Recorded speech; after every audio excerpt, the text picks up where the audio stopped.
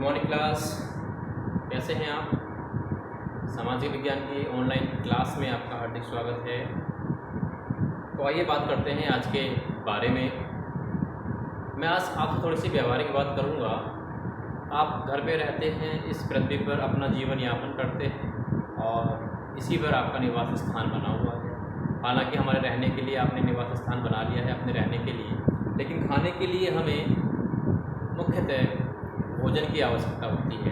और भोजन हम विभिन्न अवयवों से प्राप्त करते हैं, विभिन्न तत्वों से प्राप्त करते हैं, जिसमें हम बात कर सकते हैं। हम भोजन प्राप्त करने के लिए, भोजन को प्रयोग में लाने के लिए हम करते हैं इस्तेमाल सब्जियों का, दालों का, चावल, गेहूँ, ये अन्य और अवयवों का हम इस्तेमाल करते हैं भोजन प्राप्त करने के लिए।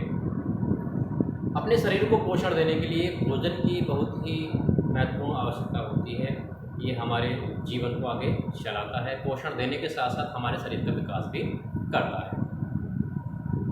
तो बात यहाँ पर ये आती है कि जो भोजन, जो सब्जियाँ, जो हम दालें या जो गेहूँ हैं, हम वो कहाँ से प्राप्त करते हैं, किस प्रकार से हमारे सामने वो प्रत्यक्ष रूप में देखने को मिलती हैं। तो बता दूँ कि ये जो हम दालें, गेहूँ, सब्जियाँ प्राप्त करते हैं, इसका एक बहुत लंबा प्रोसेस होता है। हालांकि आप ये सब चीज़ें किसी विक्रेता के माध्यम से प्राप्त करते हैं, किसी दुकानदार के माध्यम से प्राप्त करते हैं। चाहे वो फल विक्रेता हो सकता है, चाहे वो सब्जी विक्रेता हो सकता है, चाहे वो किराना वाला हो सकता है, जहाँ से आप विभिन्न प्रकार के खाद्यान्नों को प्राप्त करते हैं, दालों को प्राप्त करते हैं। तो प्रोसेस की प्रक्रिया में जो हम बात कर रहे हैं इन तत्वों की, कृषि महत्वपूर्ण होती है। यानी कृषि के बाद हम ये सारे अवयव प्राप्त करते हैं। तो आज का जो हमारा टॉपिक रहेगा कृषि, जो कि एक चैप्टर भी है भूगोल में, यानी कक्षा 10 के सामाजिक विज्ञान के भूगोल वाले विषय में हमारा चैप्टर नंबर 4 रहेगा कृषि। ठीक है, तो बात करेंगे हम आज कृषि के बारे में। कृषि वास्तव में बात करते हैं तो कृषि का मतलब होता है खेती करना। हालांकि हम इसको अंग्रेजी में ट्रांसलेट करें तो लैटिन भाषा के एग्रीकल्चर से लिया गया है। यानी जो कृषि शब्द है, इसको आप अंग्रेजी में कहते हैं एग्रीकल्चर। और ये जो एग्रीकल्चर वर्ड है, ये लैटिन भाषा के दो शब्दों से मिलकर के बना है। पहला है एग्री और दूसरा है कल्चर। यानी ये है जो कृषि, अंग्रेजी कृषि को अंग्रेजी में हम एग्रीकल्चर कहते हैं, और एग्रीकल्चर लैटिन भाषा का शब्द है। और जो यह दो शब्दों से मिलकर बना है लैटिन भाषा के, जिसे हम बात कर रहे हैं एग्री, तथा दूसरा बात कर रहे हैं हम कल्चर। यहाँ पर जो एग्री का मतलब होता है वो होता है खेत, और कल्चर का मतलब होता है खेती। तो कुल मिलाकर के हम कह सकते हैं खेती करना कृषि कहलाता है।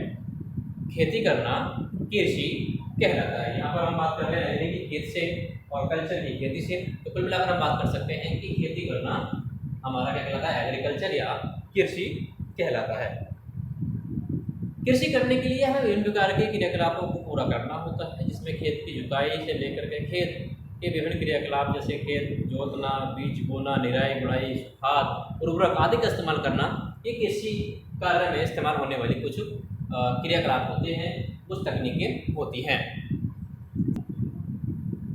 तो कृषि करते समय हम विभिन्न प्रकार की क्रियाएं करते हैं, मैंने अभी बताया था। तो उन क्रियाओं को हम दो भागों में डिवाइड करते हैं। हम किसी खेत पर हम कृषि कर रहे हैं, खेती उपजा रहे हैं, कोई फसल उगा रहे हैं, इस प्रक्रिया को हम कृषि कह रहे हैं। और कृषि करते समय विभिन्न प्रकार की हम क्रियाएं करते हैं। तो उन क्रियाओं को हमने यहाँ पर दो भागों में बांट दिया है।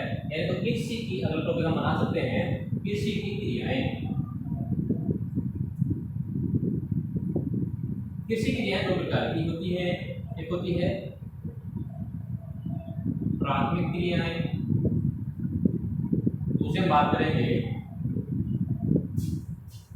गौण, या इनको द्वितीयक क्रियाएं कह सकते हैं। गौण क्रियाएं, प्राथमिक क्रियाएं या गौण क्रियाएं।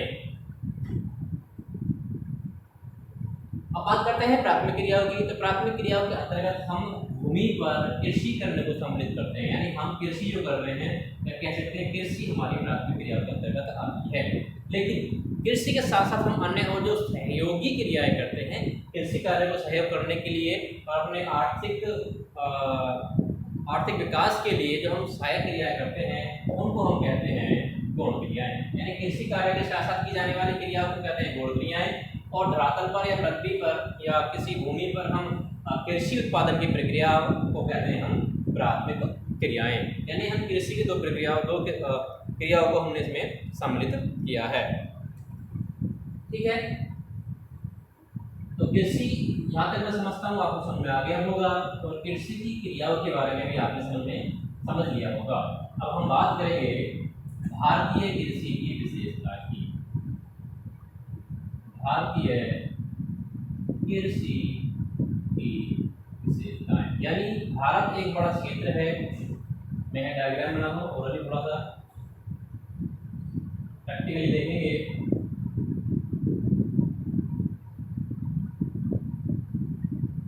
मान लीजिए भारत,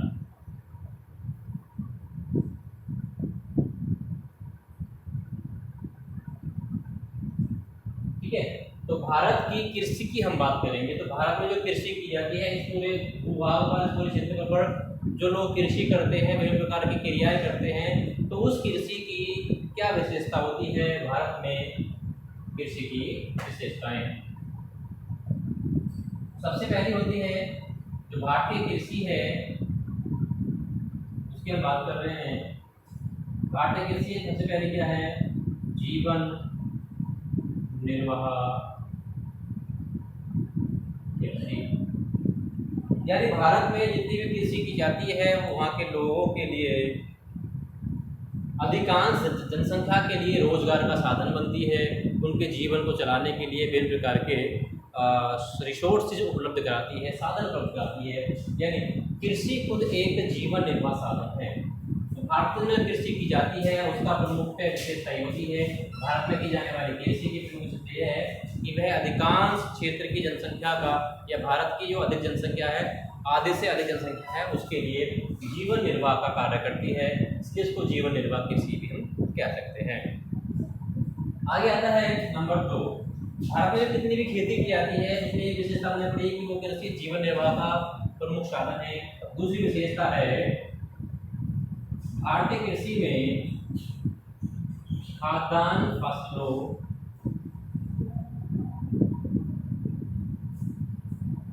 की प्रमुखता। आप पहले से भी जानते हैं कि भारत एक कृषि प्रधान देश है। भारत को ग्रामीण गांवों का देश भी कहते हैं। यानी गांव में निवास करने वाली जनसंख्या कृषि कार्य में इन्वॉल्व है और कृषि कार्य में इन्वॉल्व है, जीवन निर्वाह का कारण बनती है। इसके साथ हम बात कर सकते हैं कि भारत में जो कृषि की जाती है, जितनी भी पूरे भारत में खेती की जाती है, जितनी भी खेती पूरे भारत में की जाती है, इसमें उस खेती में उगाई जाने वाली फसलों में सबसे अधिक जो मात्रा होती है, सबसे अधिक जो उसमें अधिकता होती है वो खाद्यान्न फसलों की होती है। प्रमुखता कौन सी होती है? खाद्यान्न फसलों की होती है। यानी भारत में उगाई जाने वाली फसलों में खाद्यान्न फसलों की प्रधानता रहती है। कुल कृषि भूमि के 72% भाग पर, यानी जितनी भी कृषि भारत में की जाती है, मान लीजिए अगर भारत में 100 बीघा कृषि की जाती है, उदाहरण के लिए भारत में अगर 100 बीघा कृषि की जाती है तो लगभग 70 बीघा कृषि में या खेती में खाद्यान्न उगाए जाते हैं। और खाद्यान्न आप जानते हैं, जैसे हम बात कर सकते हैं गेहूं, चावल, जौ, मक्का आदि, ये हमारे खाद्यान्न की हम बात कर सकते हैं। ये प्रमुखता इसमें उगाई जाती है, खाद्यान्न फसलों की इसमें प्रमुखता रहती है। ये एक विशेषता है। अब हम बात करेंगे अगली विशेषता की। तो अगली विशेषता है नंबर 3, बहु फसली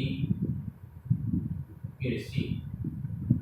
यानी भारत में जितनी भी कृषि की जाती है उसमें ऐसी कृषि की जाती है जिसमें एक बार में एक से अधिक फसलों को उगाया जाता है, या एक वर्ष में अधिक से अधिक 2 या 3 फसलें उगाई जाती हैं। जैसे हम बात कर सकते हैं भारत की फसलों को हम बात भी कर सकते हैं, 3 भागों में डिवाइड भी किया जाए। आपने पढ़ा होगा रबी की फसल, खरीफ की फसल और जायद की फसल। तो हमने बात की 3 प्रकार के फसलों की, तो इसलिए हम भारत की कृषि को बहुफसली कृषि कहते हैं। यानी भारत में समय अनुसार, मौसम के अनुसार कई सारी फसलों को उगाया जाता है। तो एक विशेषता ये होती है कि भारत की जो कृषि है वो बहुफसली कृषि होती है। अगला नंबर 4 मोस्ट इम्पोर्टेंट बनता है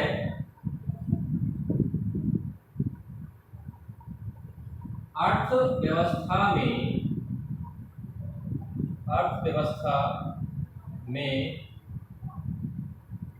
प्रमुख योगदान। ठीक है, यानी भारत में जितना भी पैसा आता है, जितनी भी अर्थव्यवस्था होती है, इसके बारे में हमने कुछ पिछली क्लासों में बात भी कर ली है। अर्थव्यवस्था में प्रमुख योगदान किसका रहता है? कृषि का रहता है। नहीं, हमारे पूरे भारत में जितनी भी इनकम होती है देश की सरकारों को, उसमें अधिकतर हिस्सा उस अर्थ में, उस पैसे में कृषि क्षेत्र से हमारा प्राप्त किया जाता है। यानी अर्थव्यवस्था में प्रमुख महत्वपूर्ण भूमिका निभाती है या प्रमुख भूमिका निभाती है। यह भारतीय जो कृषि है उसकी एक विशेषता ये निकल के आती है। यानी भारतीय कृषि की कुछ विशेषताएं जिनके बारे में हमने अभी हाईलाइट किया है। आगे हम बात कर सकते हैं, आगे विशेषता है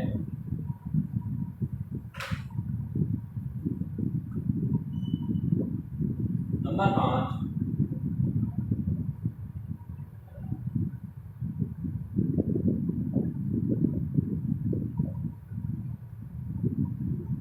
नंबर 5 में आएगा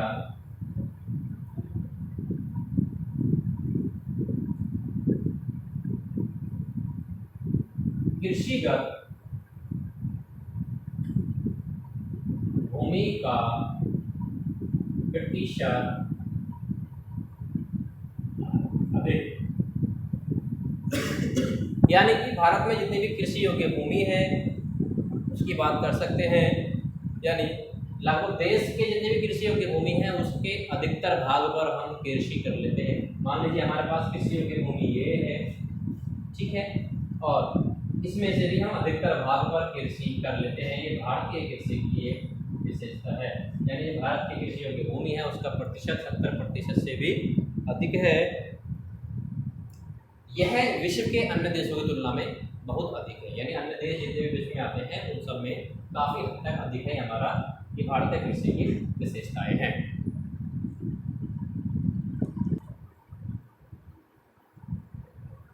अब हम बात करेंगे जो भारतीय कृषि है, हालांकि कृषि योग्य क्षेत्र भी काफ़ी अधिक है, लेकिन बहुत अधिक भाग पर कृषि की जाती है। लेकिन उसके बाद भी जितनी भारत की जनसंख्या है उसकी कंपेयर में, उसकी तुलना में कृषि की जो उत्पादन क्षमता है बहुत अधिक कम है। यानी कि कृषि अभी भी पिछड़ापन है कृषि में। तो यहाँ बात करेंगे हम उन कुछ कारणों की जिनकी वजह से भारतीय कृषि का जो एक क्षेत्र है, एक उत्पादन की क्षमता है, वो अन्य देशों के मुकाबले पिछड़ी हुई है। यानी भारतीय कृषि के पिछड़ेपन के कारण। अगला पॉइंट पढ़ेंगे, भारतीय कृषि के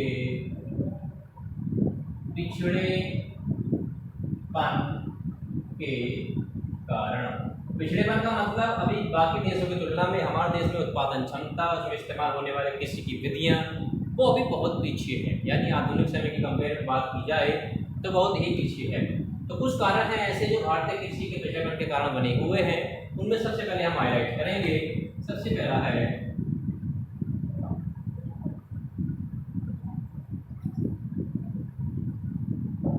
छोटी कृषि जोतें। छोटी कृषि जोतें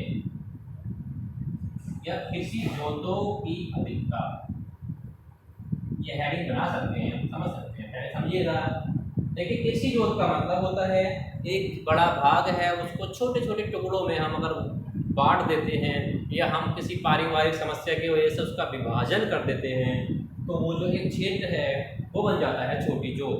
उदाहरण के लिए समझ लीजिए एक बड़ा खेत है और इस पर सभी एक परिवार है, उसमें 4 कैंडिडेट हैं और चारों कैंडिडेट ने अपना अपना हिस्सा उसमें डिवाइड कर लिया है और अपने अपने हिस्से में वो खेती कर रहे हैं। खेती करेंगे तो इसमें कुछ फसलें उगाएंगे, कुछ खाद्यान्न फसलें उगाएंगे, कुछ अन्य फसलें उगाएंगे। इस प्रकार से उस भूमि को भी वो कई छोटी छोटी जोतों में बदल देंगे। इनको हम छोटी या इनको हम कृषि जोत बोलते हैं। तो छोटी कृषि जोत होने की वजह से कृषि पैदावार घट जाती है। इससे कृषि का पिछड़ापन उत्पन्न हो जाता है। इस प्रकार से आप जानते हैं, प्रैक्टिकली आप देख लीजिए, अगर बड़ा खेत होगा तो उसके जो चारों ओर की बाउंड्री है, चारों ओर का जो क्षेत्र है जिसको हम कोने बोलते हैं, उन कोनों में फसल की जो उत्पादन क्षमता है बहुत ही कम होती है।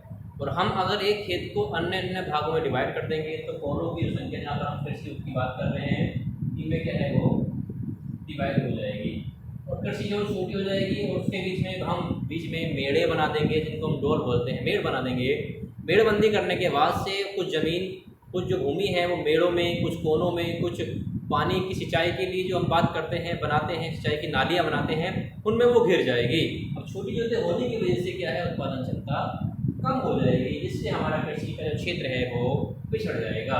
तो हम बात कर सकते हैं कि भारत में छोटी कृषि जोतों की वजह से भी भारतीय कृषि का एक पिछड़ापन देखने को मिलता है। भारतीय कृषि पिछड़ी हुई है, यानी छोटी कृषि योजनाओं के माध्यम से। क्योंकि एक परिवार होता है वो अपनी खेती को अपने कैंडिडेटों में, अपने बेटों में डिवाइड कर देता है, जिसकी वजह से कृषि पिछड़ने लगती है। दूसरी बात हम करेंगे, दूसरे पिछड़ेपन का कारण है कृषि का वर्षा पर निर्भर होना। हालांकि हम बात कर सकते हैं कि भारत के बहुत बड़े क्षेत्र में सिंचाई के साधन उपलब्ध हैं, वहाँ पर हम समरसेबल्स की बात कर सकते हैं, ट्यूबवेल, नहर या अन्य नलकूपों की बात कर सकते हैं, जहाँ पर अभी भी सिंचाई की जा रही है इनके माध्यम से, और वहाँ पर कृषि का रूप काफ़ी हद तक सुधर चुका है। लेकिन कुछ क्षेत्र ऐसे हैं जहाँ पर इन सिंचाई के साधनों की अभी भी कमी बनी हुई है, और जिसकी वजह से वहाँ के जो किसान हैं, वहाँ की जो कृषि है, वहाँ की जो कृषि पैदावार है, कृषि है, वो वर्षा के ऊपर डिपेंड करती है। यानी आप जानते हैं वर्षा से प्राप्त होगा पानी, और पानी से हम करेंगे सिंचाई। तो सिंचाई जो वहाँ वर्षा के ऊपर डिपेंड है, लेकिन कभी कभी वर्षा न होना या वर्षा का असमय होना, ऐसे में मतलब जब आवश्यकता है तब वर्षा नहीं हो रही है, जब आवश्यकता नहीं है तब वर्षा हो रही है, यानी वर्षा का अनिश्चित समय होने की वजह से भी वहाँ पर कृषि की पैदावार घट जाती है, क्योंकि उन क्षेत्रों की जो कृषि है वो वर्षा पर निर्भर करती है। इसलिए भारतीय कृषि का जो क्षेत्र का पिछड़ापन है वो इस कारण की वजह से भी देखने को मिलता है। अब हम बात कर सकते हैं अगले कारण की। नंबर 3 कारण है परंपरागत तकनीकें, परंपरागत कृषि तकनीकें।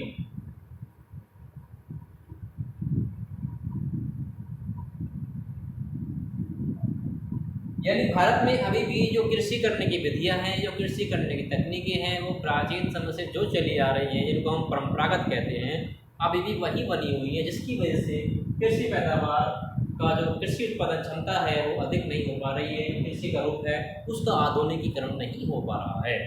अब बात कर सकते हैं कृषि परंपरागत तकनीकों की, यानी प्राचीन समय से हम जो कृषि करने की विधियां, मान लो हम जमीन को इस प्रकार से जोतेंगे, उसी प्रकार से पानी चलाएंगे, उसी प्रकार से सिंचाई करेंगे, उसी प्रकार से हम उसमें खाद वगैरह डालेंगे। यानी हम आप देखते हैं कि जो प्राचीन समय में हमारे बहुत पूर्वज कभी किया करते थे, उसी विधि से हम आज भी कृषि कर रहे हैं, जिसकी वजह से भारतीय कृषि पिछड़ रही है। इसको हम कह सकते हैं परंपरागत कृषि तकनीक अभी भी बनी हुई है, जिसकी वजह से कृषि पिछड़ रही है। क्योंकि भारत में वर्तमान समय में औद्योगिक तकनीक है, औद्योगिकरण हो चुका है, लेकिन कुछ जगह पर अभी भी परंपरागत तकनीक है, जिसकी वजह से हम बात कर सकते हैं भारतीय कृषि के रूप को हम पिछड़ेपन में देखने को मिल सकते हैं। हम बात कर सकते हैं, अगला है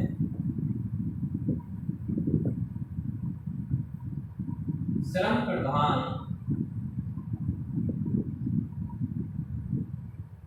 तकनीक।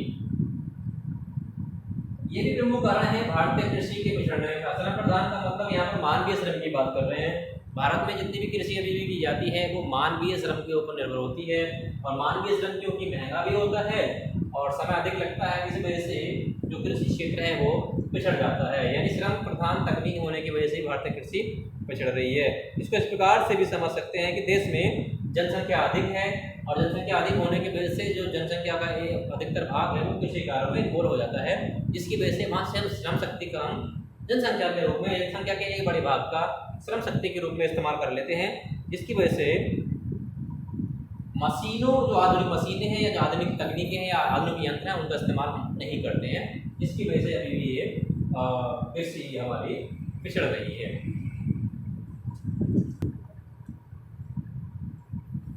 भारतीय कृषि के पिछड़ने का और अन्य कारण निकल करके आता है। नंबर 5 हम बात करेंगे आपदाएं व रोग। आपदाएं व रोग भारतीय कृषि को पिछड़ने के लिए मजबूर करने वाले प्रमुख कारण हैं, क्योंकि भारत में सभी जगह समान स्थान, समान दशाएं देखने को नहीं मिलती हैं। कुछ जगह पर हम बात कर सकते हैं प्राकृतिक आपदाएं उत्पन्न हो जाती हैं, जहाँ जिसकी वजह से वहाँ के कृषि क्षेत्र को बहुत हानि होती है। जैसे हम बात कर सकते हैं किसी क्षेत्र में सूखा पड़ जाए, किसी क्षेत्र में बाढ़ आ जाए, किसी क्षेत्र में अत्यधिक वर्षा हो जाए, जिसकी वजह से जो कृषि क्षेत्र है वो प्रभावित हो जाता है, जिससे हमारी कृषि पिछड़ जाती है, क्योंकि उत्पादन क्षमता घट जाती है। उसके साथ साथ भारत में रोग नियंत्रण प्रणाली बहुत अधिक आधुनिकीकरण से लैस नहीं है।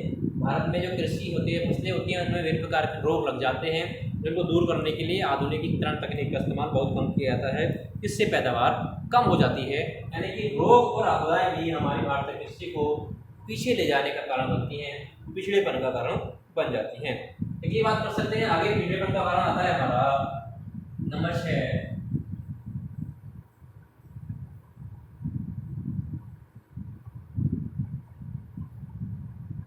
नंबर 6, उन्नत तकनीकों व उन्नत बीजों का महंगा होना। जहाँ तक मैं समझता हूँ कि प्रत्येक किसान, हर कोई किसान अपना विकास करना चाहता है, आर्थिक स्थिति को सुधारना चाहता है, लेकिन अगर कृषि के माध्यम से वो अपने सुधार करना चाहेगा तो उसे आधुनिक तकनीक या उन्नत तकनीकों के साथ साथ अच्छे बीज व अच्छे उर्वरकों को इस्तेमाल करना होगा। लेकिन भारत में आर्थिक समस्या होने के कारण बहुत कम किसान या बहुत कम कृषि करने वाले लोग उन्नत बीजों व तकनीकों को इस्तेमाल कर पाते हैं, क्योंकि उनके जो प्राइस होते हैं, उनकी जो कीमत होती है वो उनकी सामर्थ्य से बाहर होती है, अर्थात उनकी जो कीमत है वो महंगी होती है या वो अधिक महंगे होते हैं, जिसकी वजह से वो खरीद नहीं पाते और अपनी कृषि तकनीक को बदल नहीं पाते, कृषि में उनको यूज नहीं कर पाते, इस्तेमाल नहीं कर पाते, जिनकी वजह से उनके कृषि क्षेत्र हैं, कृषि क्षेत्र में होने वाली पैदावार है वो लगातार बढ़ती जाती है। यानी उन्नत तकनीकों में उन्नत बीजों के महंगे होने की वजह से भी संपूर्ण भारतीय कृषि पर प्रभाव पड़ रहा है और भारतीय कृषि पिछड़ी हुई अवस्था में है। तो ये कुछ हमारे कारण थे जो भारतीय कृषि को पीछे ले जा रहे हैं, यानी भारतीय कृषि के पिछड़ेपन के कारण। और इससे पहले हमने कृषि के बारे में पढ़ लिया है। तो आज की क्लास में इतना ही। अगली वीडियो में हम यहाँ से आगे के टॉपिक को कवर करेंगे। और यहाँ तक अगर आपको समझ नहीं आया है तो प्लीज़ कमेंट ज़रूर किया करें, फ़ोन करके भी पूछ सकते हैं। आपका फीडबैक ही हमें थोड़ी सी मोटिवेशन देगा। तो जहाँ तक मैं समझता हूँ आप ज़रूर हमें रिप्लाई किया करें। मिलते हैं अगले वीडियो में, तब तक के लिए धन्यवाद।